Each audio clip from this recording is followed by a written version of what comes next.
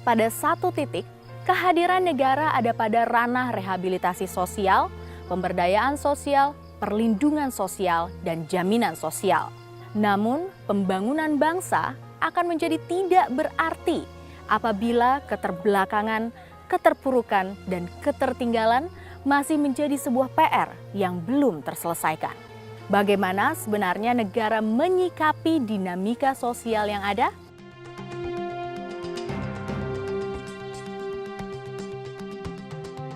Ditjen Pemberdayaan Sosial dan Penanggulangan Kemiskinan telah menetapkan pemberdayaan komunitas adat terpencil atau KAT menjadi salah satu program prioritas nasional.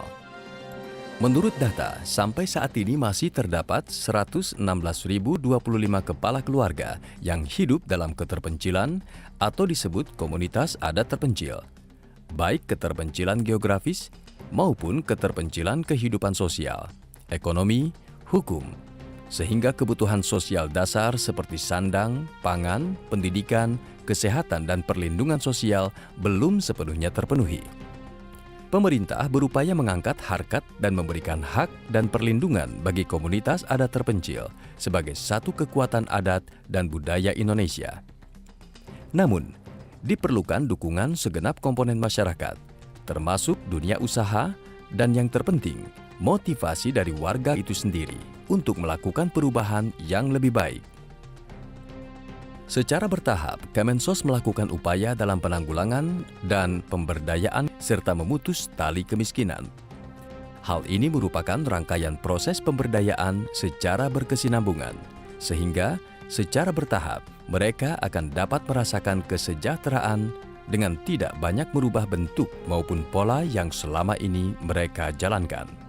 Mengingat pentingnya pemahaman sistem pembangunan yang berbasis pada kekuatan kemampuan pada diri masyarakat itu sendiri, yakni nilai berbagi dan peduli.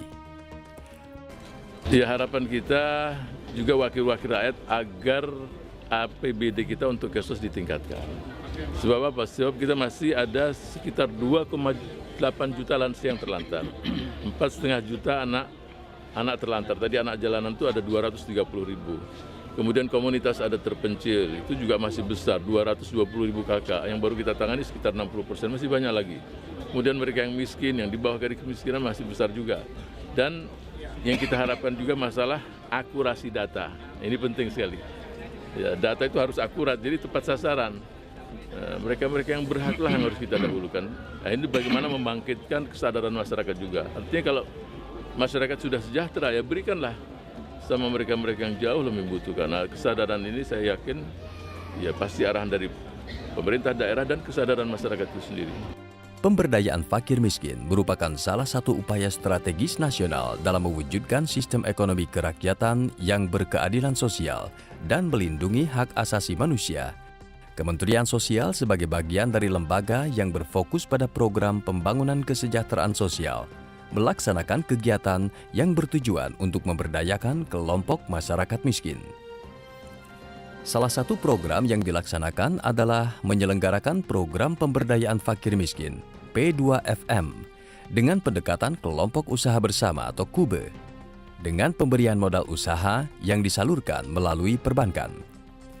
Adapun bentuk program yang dilaksanakan adalah bantuan langsung pemberdayaan sosial atau BLPS dengan penguatan modal usaha untuk memfasilitasi kelompok fakir miskin yang telah diwadahi dalam KUBE untuk mengelola usaha ekonomi produktif atau UEP.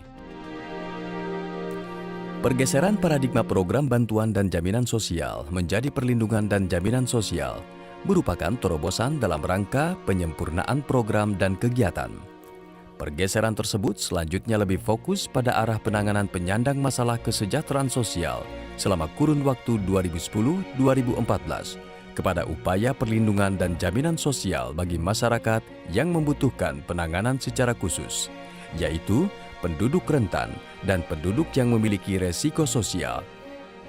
Penduduk beresiko sosial adalah penduduk miskin klaster 1 dan 2, serta penduduk lainnya yang karena faktor tertentu tidak memiliki kepastian masa depan. Sementara yang termasuk penduduk rentan adalah masyarakat yang tidak terlepas dari berbagai bencana, tindak kekerasan, dan pekerja migran bermasalah sosial.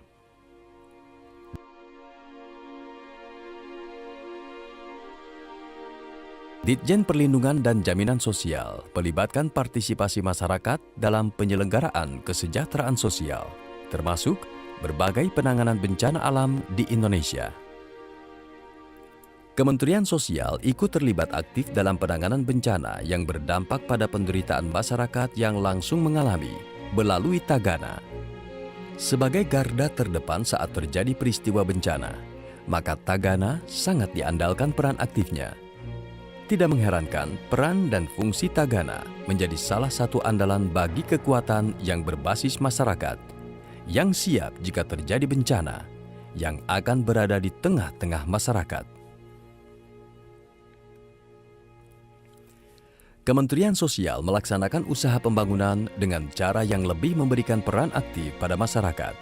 Karena memang saatnya kini penerapan sistem pembangunan berbasis, berbagi dan peduli menjadi sebuah pendekatan sederhana yang dapat mengantarkan bangsa Indonesia mencapai keadilan, kemakmuran dan kesejahteraan masyarakat.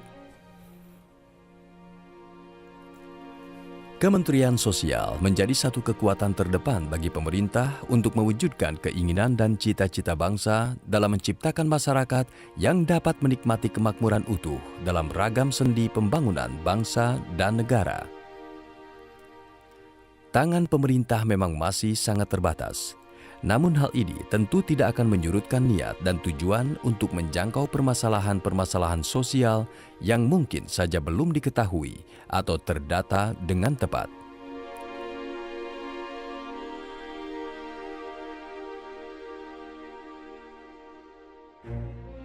Masalah kemiskinan, keterlantaran, kecacatan, ketunaan sosial, kebencanaan, kasus eksploitasi dan mungkin diskriminasi masih menjadi pekerjaan rumah yang harus terus dijangkau dan diselesaikan.